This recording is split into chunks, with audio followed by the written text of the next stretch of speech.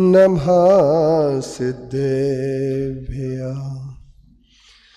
नमो अरिहन्तानं नमो सिद्धानं नमो आयरियाणं नमो अच्छायनं नमो लोये सब साहुनम ऐसो पंचनमो यारो सब पाव पणाशिनो मंगलानं चे सवेसिं परमम हवेय मंगलम परमम हवेय मंगलम। नमः श्री वर्धमानाय निर्धूत कलिलात्मने सालोकानां त्रिलोकानां यद विद्या दर्पणायते। बोले पंच परमेष्टि भगवान की जय। आचार्य कुंद कुंद गुरुदेव की जय। आचार्य गुरुवैशी विद्यासागर मुनि महाराज की जय। मुनि श्री कुंतु सागर महाराज की।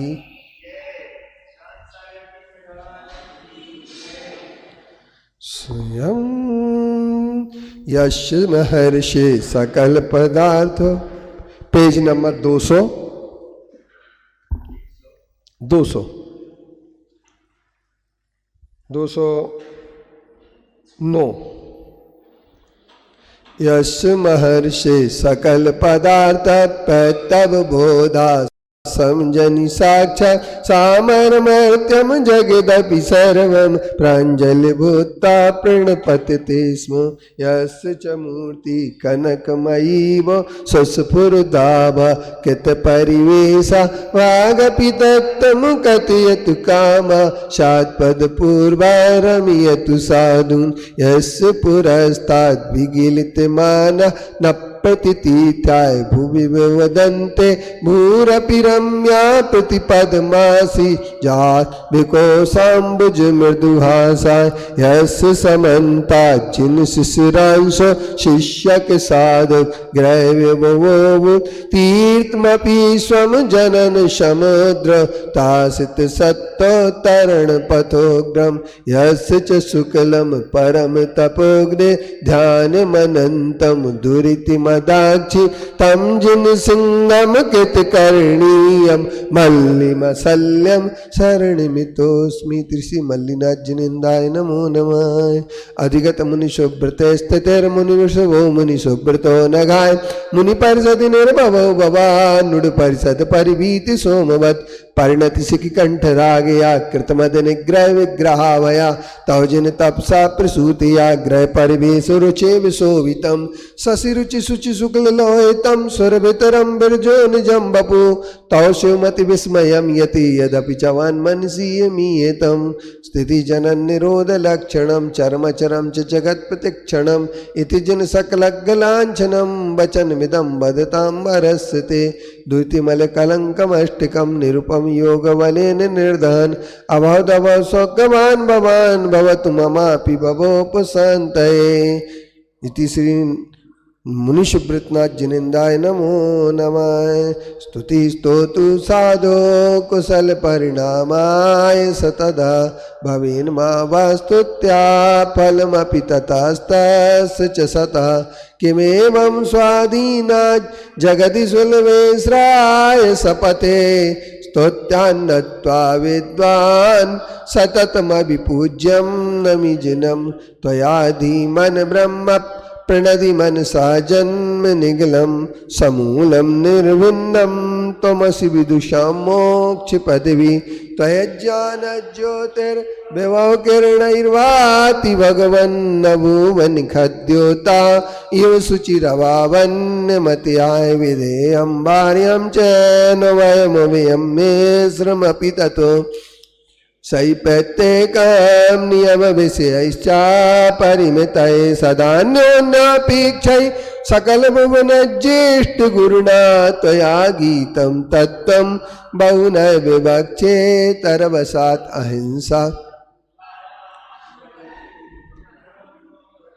न सा तत्तारम्भोऽस्ति अनुरपि च यत्राश्रमविदौ ततस्तत्सिद्ध्यर्थं परमकरुणो ग्रन्थमुव्यं भवानी वात्याक्षीन्न च विकृतवेषोपधिरताय वपुरभूषावेशाभ्यवधिरहितं शान्तकर्णं यतस्ते सञ्चष्टे समर्शर्विषातङ्कविजयं विना भीमैः सस्तै हृदयर्यामर्षविलयं ततस्त्वं निर्मोहा शरणमसि न शांति निलयाय। तिसे नमीनाज्जनिंदाय नमो नमः। भगवान ऋषि परम योग दानोत कलमशेन्दन ज्ञान विपुल किरण सकलम प्रतिबुद्ध बुद्ध कमलाय तीक्षण हरिवंश के तुरनवत विनयतम तीत नायका शील जलद रभो विवस्तो मरिष्ठ नेमि जिन कुंज रोज राय तदसेंद मौलि मणि रत्न किरण विश्रोप चुंबतम पाद युगल ममलम भवतो विकसित कुशेष दलारुणोदरम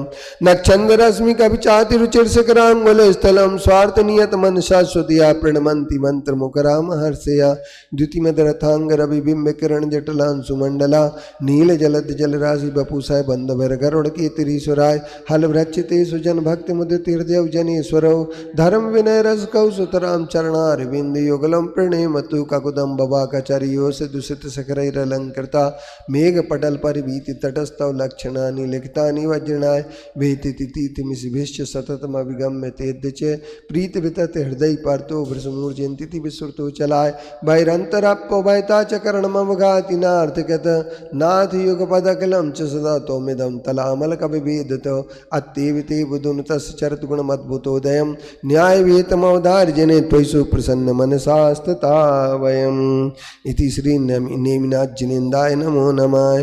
तमालनीलै सदनस्तडित गुणै प्रकीर्ण भीमा शनिवायुवृष्टिवि वलायकै वैरिवसैरुपद्धतो महामनायो न च चालयोगता ब्राह्मणा मण्डलमण्डपीनियं स्मृत्तर्ति पिङ्गरुचोपसर्गणं जुगोह नागोधरणो धराधरं विराग संध्यस्तर्दं विदो यथा सुयोग निस्तिंसिन सात धारया निसात्यो दुर्जय मोहे विदुषाम् अवापदार्हन्तमचिन्तमद्भुतं त्रिलोक पूजातिशयास्पदं पदं यमीश्वरं वीक्षि विदूत कल्मषं तपोधनास्तेऽपि तथा बभूषवा वनौकसा स्वसरं बन्धुबुद्ध्या समोपदेशं शरणं प्रपद्यते ससत्य विद्या तपसां प्रणायका समग्र धीरोग्रकुलाम्बुरांशुमान् मया सदा पार्श्वजना प्रणम्यते विलीन मिथ्यापत दृष्टि विभ्रमाय तिसि पार्श्वनाज्जनिन्दाय नमो नमः।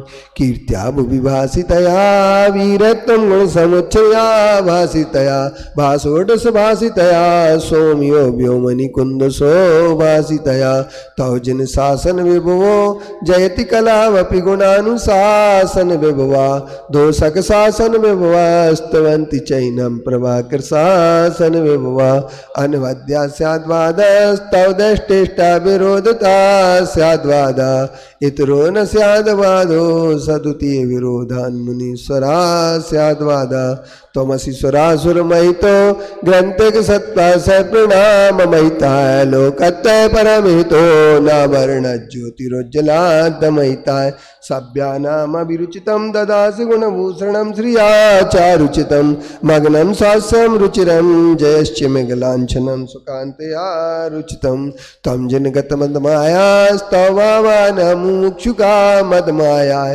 श्रेयान् श्रीमदमायास्त्वया समादेश सप्रिया मदमायाय गिरिभित्तवदानवता श्रीमतियो दन्तना श्रवद्दानवता तव संवादानवतो गतमूर्जितमवगत प्रमादानवता बहुगुण संपद सकलम परमतमपि मधुरवचन विन्यास सकलम नय भक्तवतं सकलम तव देवमतं समन्त भद्रम सकलम इति श्री वीरनाथजिनेन्द्राय नमो नमः। पार्श्वनाथ स्तोत्र, श्रीपुर पार्श्वनाथ स्तोत्र। ये पाठ इसलिए अपन कर रहे हैं ताकि अपने लिए इसका पूरा लय और सही अपने लिए उच्चारण शुद्ध होता रहे। यह श्रीपादम तवेशा तवेशस श्रीयति सपदि सह श्रीपुरम संश्रेत स्वामिन् पार्श्वप्रभो तत् प्रवचन वचनोत् दीप दीप प्रदीप प्रभावै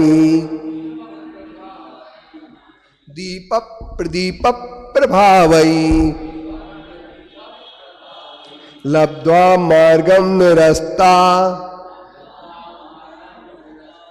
खिल विपदमतो यत्तधी सहिसुदीभी वन्द्यास्तोत्यो महांस्त्वं विभुरसि जगता मेक एवाप्तनाथ अन्येनाप्ता विरोधात् श्रुतिरपि न ततः कोपेयं वेत युक्ति सम्यन् निर्णीति बाधा प्रमिति विरहता कश्चिदेवास्ति वन्द्या नासं दोषावृत्ति यद कुचिदपि यत कुचिदपि भजतो दष्टहानि प्रकर्षा निःशेषं हेमनि यदवन् मलमिति भवतो निष्कलंकत्व सिद्धि। अब तीसरे नंबर का काव्य है। सूक्ष्माद्यार्था समक्षो नुमति विषयता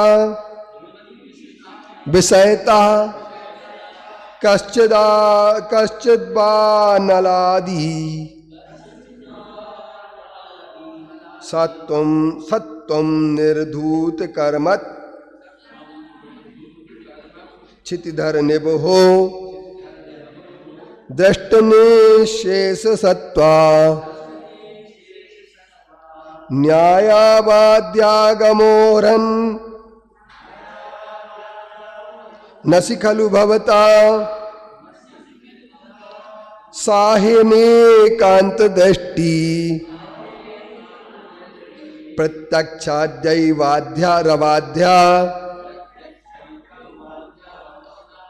भवति न नियतैकांत युक्त प्रभाड्या सूक्ष्मद्यार्थ समक्षो नुमति विषयता कश्चिद्वा नलादि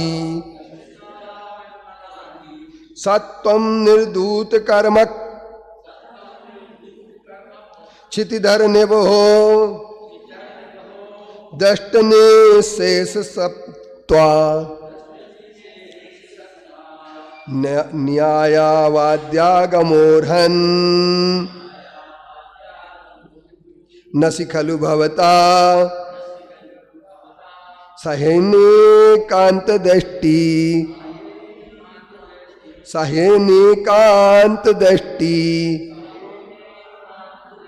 प्रत्यक्षाद्यैरवाद्या भवति न नियतै कांत युक्त प्रभाड्या। एक बार और पढ़ लें अपन। सूक्ष्मद्याद्यर्था समक्षो नुमति विषयता कश्चिदा नलादि कश्चिद्वा नलादि सात्वं निर्धूत कर्मक क्षितिधर निबहो दष्टने शेष सत्वा न्यायावाद्यो गमोर्हन्नसि खलु भवता सहिनानेकांत दृष्टि प्रत्यक्षाद्यैरवाद्या भवति न नियतै कांतयोक्त प्रभाड्या युक्त्य प्रभाड्या। ये हमारा आचार्य विद्यानंद जी के द्वारा रचित श्रीपुर पार्श्वनाथ स्तोत्र है। शायद आप लोगों ने कभी पढ़ा हो इसके पहले या नहीं पढ़ा हो, और नाम भी सुना हो या पढ़ा भी हो, पर अपन को एक बात समझनी है कि यहाँ क्या कहते हैं। सूक्ष्म आदि अर्था, सूक्ष्म, दूरस्थ और अंतरित, तीन प्रकार के पदार्थ होते हैं। सूक्ष्म जैसे परमाणु, एटम आदि जो होते हैं वो सूक्ष्म। दूर, दूरस्थ, बहुत दूर। किसी ने ट्रंप को देखा है? तुमने ट्रंप को देखा? डोनाल्ड ट्रंप को कहाँ देख लिया? कहाँ मिल गया? तो वाशिंगटन में। टीवी के देखने की बात नहीं, टीवी का तो सेकेंडरी है। टीवी में जो आप देख रहे हैं सेकेंडरी है, लेकिन उसका प्राइमरी रूप जो है वो देखा क्या आपने? सामने साक्षात किया? नहीं किया, वो दूरस्थ हो गया। अच्छा, आपके बब्बा जी के पिताजी का नाम क्या था? क्यों थे कि नहीं थे वो? क्या रे सतीश है? इनके बब्बा का नहीं, तुम्हारे बब्बा के पिताजी का।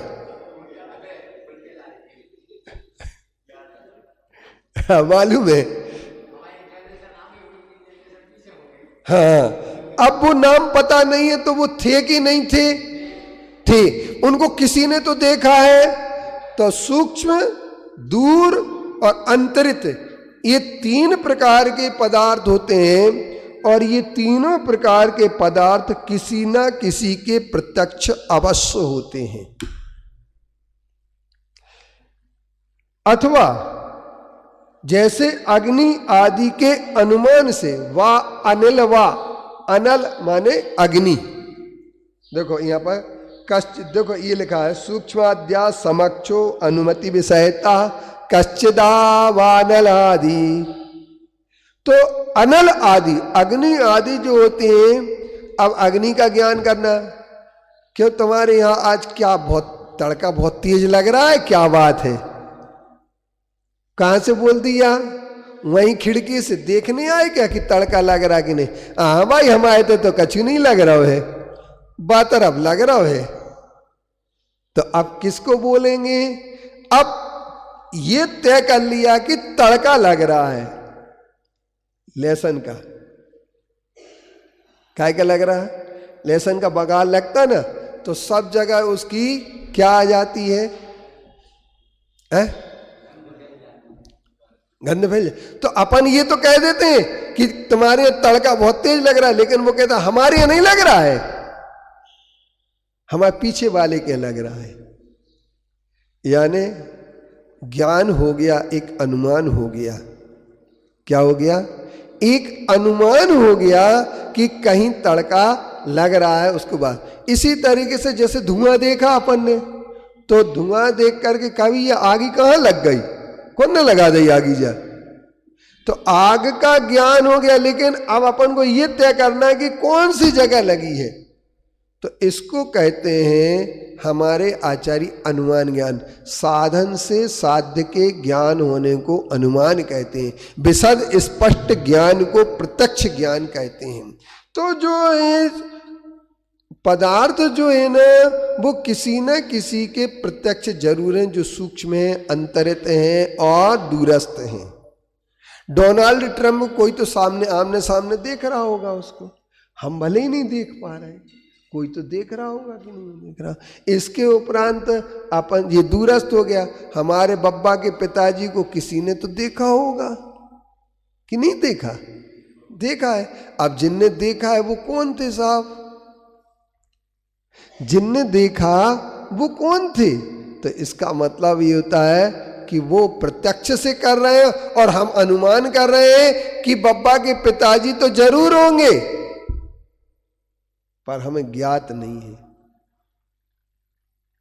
बब्बा के पिताजी तो जरूर होंगे बब्बा जी के, लेकिन हमें पता नहीं है। तो ये अंतरित कहलाता है। और इन पदार्थों का ज्ञान अनुमान से होता है कि रावण हुआ है तो रावण के पिताजी जरूर हुए होंगे। रावण हुआ है तो रावण के पिताजी जरूर होंगे। अब रावण हमारे सामने नहीं हुआ तो इसका मतलब ये थोड़ी कि रावण हुआ नहीं। क्योंकि एक कुछ लोगों ने कहा था, जब ये राम सेतु की बात चली थी कि राम सेतु है रामेश्वर पुरम के बाद श्रीलंका का जो पुल बनता है रामेश्वर से आगे, वहाँ पर एक समुद्र के नीचे राम सेतु एक पुल का पूरा आकार दिखता है समुद्र के नीचे। तो उनका कहना कि इसी पुल से चढ़ करके रामचंद्र जी कहाँ गए थे? लंका गए थे। लेकिन कुछ लोग तर्कवादी जो थे उन्होंने कहा कि सीता का हरण ही नहीं हुआ।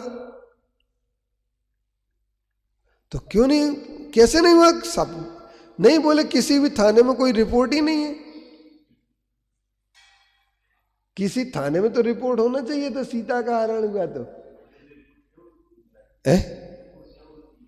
हाँ, तो ये कुतर्क कहलाते। लेकिन सीता का हरण हुआ, जब सीता है थी तो सीता की माँ भी होगी, सीता के पिता भी होंगे। हमें पता नहीं है कि सीता के पिता कौन है, क्योंकि सीता कुछ लोग कहते हैं खेत में मिली थी, तो कुछ लोग कहते हैं पानी में बहती बहती आई थी। हर बेटी के साथ में उस जमाने में भी ऐसा होता था, बेटी के साथ की वो कुछ भी, किसी की भी पुत्री हो, हमें इससे कोई लेना देना नहीं। लेकिन उसके पिता तो होंगे कोई कि नहीं होंगे? जो पिता है उनकी खोज करो, ये शोध का विषय। इसी तरीके से यहां पर आचार्य कहते हैं कि वो अनुमान का विषय है और विषयता कश्चित समक्षा, विषय होने से वह अनुमति अनुमान से जाने जाते हैं। जो प्रत्यक्ष के से सर्व पदार्थ को जानते हैं वे ही सर्वज्ञ हैं। तो वो कहते हैं तम निर्धूत कर्मच्छिति धरो निबहो दृष्ट निशेष सत्वा। आपने क्या किया? भगवान समस्त कर्मों का नाश कर दिया। तो यहां पर कैसे लिखा है? सत्वम, वह आप ही हैं। निर्धूत कर्म क्षितिधरा निर्वहा। निर्धूत माने नष्ट करना, क्षितिधर माने पर्वत। और कौन सा पर्वत? कर्म पर्वत। कर्म क्षितिधरा, कर्म रूपी पर्वत। निवहा माने नष्ट कर देने वाले।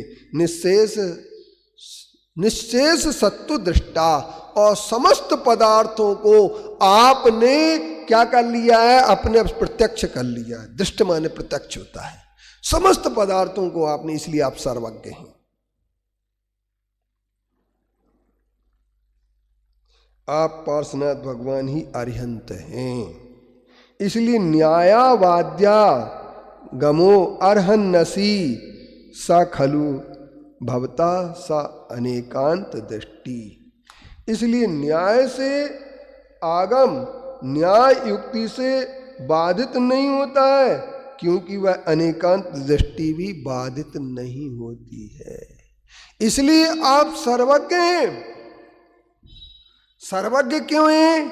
क्योंकि सूक्ष्म दूर अंतरित पदार्थ जो है ना किसी के प्रत्यक्ष अवश्य होते हैं। हमें उनका अनुमान से ज्ञान होता है उन पदार्थों का जिनका वो किसी न किसी के प्रत्यक्ष होते हैं। इसलिए भगवान आप ही सर्वज्ञ है, क्योंकि आपने कर्म रूपी पर्वतों को नष्ट करके दृष्ट निशेष सत्वा समस्त पदार्थों को अपने सामने कर लिया। चाहे वो पर्याय रूप में हो, चाहे गुण रूप में हो, चाहे द्रव्य रूप में।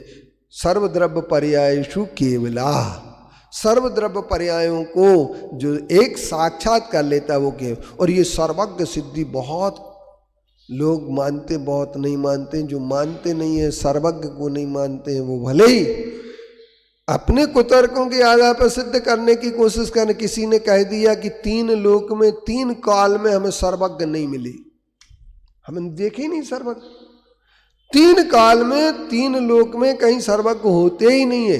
तो उनसे अपन ने बड़े धीरे से पूछा कि ये बात आपने खुद जानी है खुद की अनुभूति से, कि किसी ने आपसे कह दिया कि 3 लोक में 3 काल में सर्वज्ञ नहीं होते? ये बात किसी ने आपसे कही इसलिए आप कहने लगे हो, या किसी शास्त्र में पढ़ लिया इसलिए आप कह रहे हो, या कोई गुरु ने आपके लिए बता दिया तो कह रहा हो? नहीं नहीं नहीं, मैंने स्वयं अनुभव किया है। यदि आपने स्वयं अनुभव किया है तो सर्वज्ञ आप ही हैं, और ये नहीं कह सकते कि आप सर्वज्ञ नहीं हैं। फिर तो आप जरूर आपको कहना पड़ेगा सर्वज्ञ, क्योंकि आपने ये तय कर लिया कि 3 लोक और 3 काल में अनुभूति कर ली आपने, और 3 लोक और 3 काल को जो जान लेता उसी का नाम सर्वज्ञ है। इसलिए सर्वज्ञ कौन है? आप ही है। अब तो सर्वज्ञ हो गए कि नहीं हो गए? तो कहते हैं वेदों में कहीं सर्वज्ञ का उल्लेख नहीं, श्रुति वेद में सर्वज्ञ का उल्लेख नहीं है। इसलिए हम कैसे माने? क्योंकि वेद तो अपौरुष हैं, किसी पुरुष ने इनको लिखा ही नहीं है। तो गाली भी अपौरुष होती है, तो गाली को भी प्रमाणिक मान लो। जो अपौरुष है वो प्रमाणिक है। तो यदि अपौरुष है तो गालियां भी जो चली आ रही हैं, ये किसने लिख दी, किसने बना दी गाली? कोई नहीं बनाने वाला इनका अपशब्दों का, तो वो भी आपके फिर प्रमाणिक होना चाहिए। तो इसीलिए एक बात ध्यान रखना, समस्त पदार्थों और अनेकांत की युक्ति आगम और न्याय युक्ति से बाधित नहीं होता है। ये सर्वज्ञपना, आगम में भी सर्वज्ञ का उल्लेख है और युक्ति तर्क से भी ये सर्वज्ञपना सिद्ध है, क्योंकि इसका कोई बाधक प्रमाण नहीं मिलता है। और बाधक प्रमाण न मिलने से वह अनेकांत भी दृष्टि से भी बाधित नहीं होता है। और सर्वज्ञ को जब स्वीकार कर लेते हैं तभी धर्म की बात शुरू होती है, और अगर सर्वज्ञ को स्वीकार ना करें तो धर्म की बात स्वीकार नहीं होती है। इसलिए वो आगे क्या कहते हैं कि आद्य प्रत्यक्ष अनुमान आदि प्रमाणों से बाधित नहीं होते हैं, युक्ति आगम से बाधित नहीं होते हैं, अनेकांत से बाधित नहीं होते हैं, और प्रत्यक्ष अनुमान आदि प्रमाणों से बाधित नहीं होते हैं, और नित्य अनित्य एकांत न्याय संगत नहीं होता है, क्योंकि युक्तियों की प्रभा से युक्त नहीं होते हैं। वे एकांतवाद जो होते हैं, अनेकांत से ही सर्वज्ञ की सिद्धि होती है, एकांत से सर्वज्ञ की सिद्धि नहीं होती है। पहला काव्य मंगलाचरण के रूप में था। पहला काव्य पार्श्वनाथ भगवान, श्रीपुर पार्श्वनाथ भगवान का स्तोत्र लिखा गया, और मेरा भी बड़ा सौभाग्य है कि आप लोगों के निमित्त से मैं इस पर कुछ चिंतन कर पा रहा हूं, क्योंकि अगर आप लोगों को नहीं पढ़ाता इतना गहरा चिंतन नहीं करते। पढ़ लिया, बहुत स्तोत्र बहुत सारे होते हैं, पार्श्वनाथ भगवान के कितने सारे स्तोत्र हैं, कल्याण मंदिर स्तोत्र है, 21 प्रकार के स्तोत्र हैं भगवान पार्श्वनाथ के। तो अपन क्या करेंगे? पढ़ लिया, मगर इस पर गहराई से जब चिंतन करते हैं कि पहले काव्य में उन्होंने ये बात कह दी थी कि भगवान आपके वचन और आपके चरण, आपके वचन और आपके चरण का जो सहारा लेता है वो शीघ्र ही मोक्षपुरी को प्राप्त कर लेता है। 2 चीजों का कहा है, वचन का, चरण का। हाँ, ये बात खास तौर से समझ लेना, वचन का और चरण का जो सहारा ले लेता है वो मोक्ष को शीघ्र ही प्राप्त कर लेता है, और मार्ग को प्राप्त करके, क्या करके? मार्ग को प्राप्त करके वो क्या होता है? तो वो कहते हैं कि मार्ग को प्राप्त करके वह अपने पार्श्वनाथ भगवान वह विपत्तियों को नष्ट कर देता है। इसलिए आपके मुनि के अधिनाथ गणधर और इसके साथ साथ महान विद्वान आपका स्तुति स्तवन करते हैं।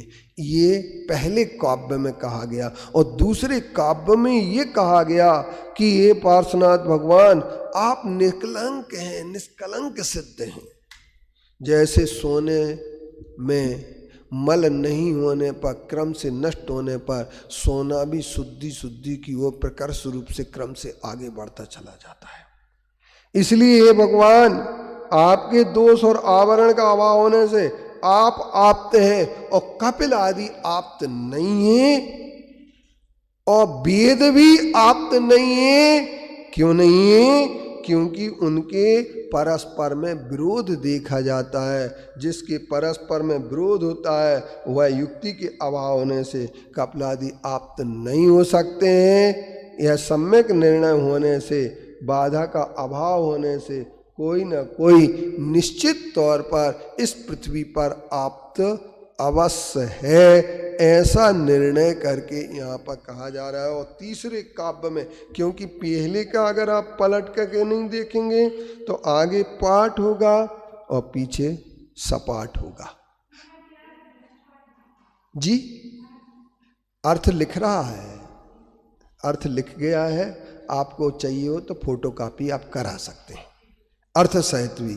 अभी तो अपन ने बिना अर्थ की आप लोगों को दी, और अर्थ सहित अगर आपको चाहिए है तो मैंने अर्थ हाथ से तो लिख दिया है, इसका प्रिंट भी होने वाला है और ये प्रिंट कराने वाले भी मिल गए हैं इस ग्रंथ।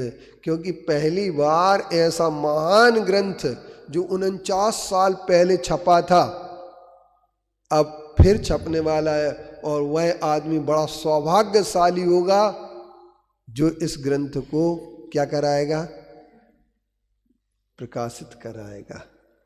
नहीं समझे? और ये 48 पेज में सिर्फ ग्रंथ का पूरा काम होना है। इसका अनुवाद भी अपन ने शुरू कर दिया, पद्य अनुवाद भी, जो एक एक काव्य हम आप लोगों को सुनाएंगे कि पद्य अनुवाद इसका कैसा है।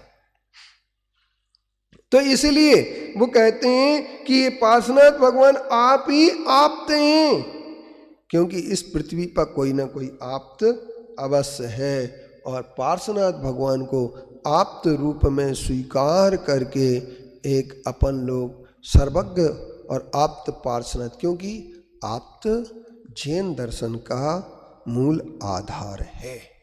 सम्यक दर्शन, धर्म का प्रारंभ अगर कहीं से होता है तो आप्त की शरण में जा करके होता है। इसलिए सामायिक पाठ में कहते हैं, क्या कहते हैं, यस्मर्यते सर्व मुनीन्द्र वृंदई यस्तूयते सर्व नरा मरेंदई योगीयते वेद पुराण शास्त्रै तम देवमाप्तम। तम देवमाप्तम नहीं है ना, क्या है फिर? तो कहते हैं यस्मर्यते सर्व मुनीन्द्र वृंदई यस्तूयते सर्व नरा मरेंदई योगीयते वेद पुराण शास्त्रै सदैव देवो हृदय मवास्तव। और इसमें कहते हैं न स्पर्शते कर्म कलंक दोषई यो ध्वांत संगैरिवतिक में रश्मि निरंजनम नित्य मनेकमेकम तम देव माप्तम शरणम प्रपद्ये। वह देव में आप्त की मैं शरण में जाता हूँ। और आप्त वही है जो वीतरागी हो, सर्वज्ञ हो और हितोपदेशी हो, वो आप्त है। तो दो प्रकार की सामायिक पाठ में विधि रखी गई है, एक स्तवन की और एक वंदना की। वंदना में वो कहते हैं तम देव माप्तम शरणम प्रपद्ये, और उसमें कहते हैं कि हे भगवान आपका हम स्तवन कर रहे हैं। तो देव देवादिदेव अरहंत देव बंदो मन वचन कर सुसेव। तो ये आप्त शब्द जो होता है, आप्त शब्द का अर्थ निर्दोष व्यक्तित्व होता है, और निर्दोष व्यक्तित्व जिसका है, ऐसे भगवान पार्श्वनाथ आप ही आप्त हैं, क्योंकि आप सर्वज्ञ हैं, आप वीतरागी हैं और आप हितोपदेशी हैं। तो यहाँ पर एक तीसरे काव्य का अनुवाद जब हमने किया तो उसको इस रूप में लिखा है, उसको आप लोग ध्यान से सुनेंगे।